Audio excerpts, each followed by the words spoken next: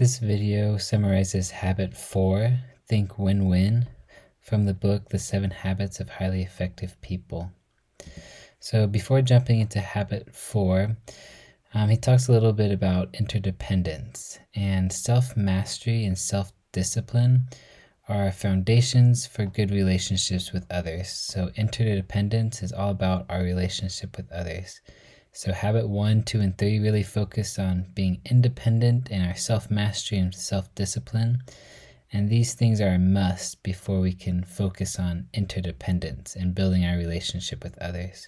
He mentions 6 things to do to build trust with somebody. First is understanding the individual, then attending to the little things, showing you love them through kindness and other things. Keeping commitments and promises, clarifying expectations, work hard on communicating with them, and really make sure your communication is clear. Showing personal integrity, be loyal to those when they're not present, like not talking badly about them behind their back, and then the next minute you're face to face with them praising them for something. Just be true to yourself and be not saying bad things about them behind their back. Then apologize sincerely when you're making mistakes. The author talks a lot about parents and their children, and really stresses loving unconditionally. It really goes a long way. And parents can look at their children's problems as an opportunity to build that relationship. Here the author starts to jump into win-win situations. And so there are 6 paradigms of human interactions. You have win-win, where you're constantly seeking for situations where everybody's benefited equally. So this is cooperation and not competition. Then win-lose. This is where a lot of comparison happens, and occasionally there's a place for that, such as sports. You have to have a win and a lose situation in most cases. Then lose-win. The person really gives in and they suppress their emotions, which often build up over time, but they kind of compromise their values so others can win. Lose-lose. A lot of revenge happens this way. You really focus on the enemy.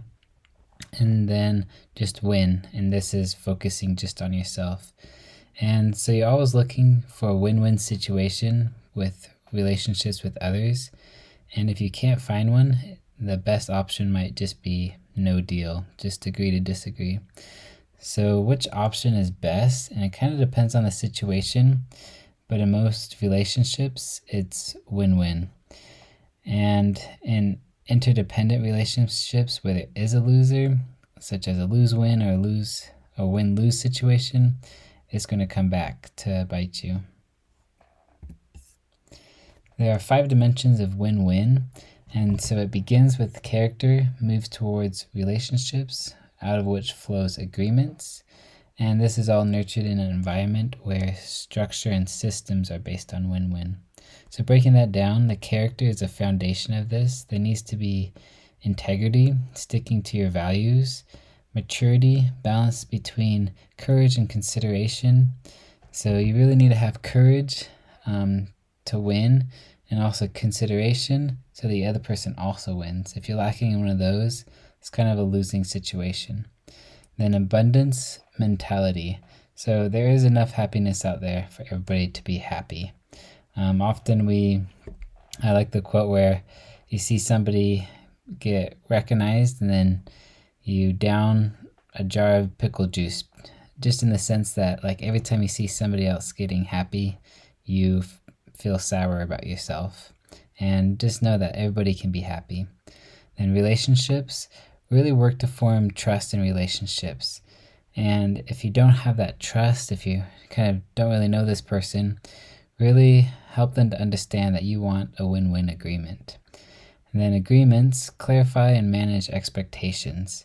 And these agreements should have desired results, guidelines, resources, accountability, and consequences, especially stating good consequences in these agreements. Win-win management training. This is where when you train your employees, for example, make sure you train in a way that allows them to be responsible, proactive, and self-directing individuals, and these people will get those tasks complete.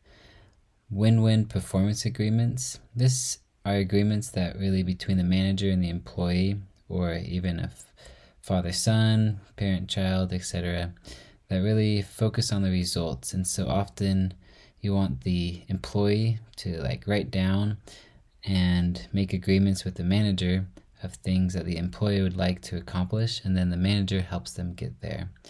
So really the manager needs to believe in the human potential, and so does the employee, and not just supervise every action, but really focus on the results of that person and not the method, not hovering over them all the time. And then when you have these agreements, they're extremely liberating, but they do require trust and integrity.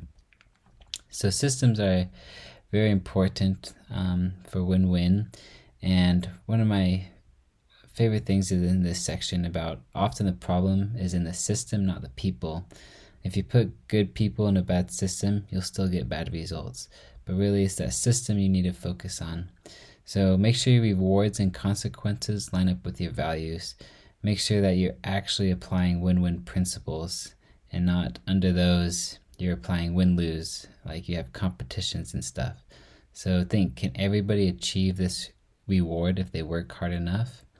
And just realize that a win-win situation cannot survive in an environment of competition.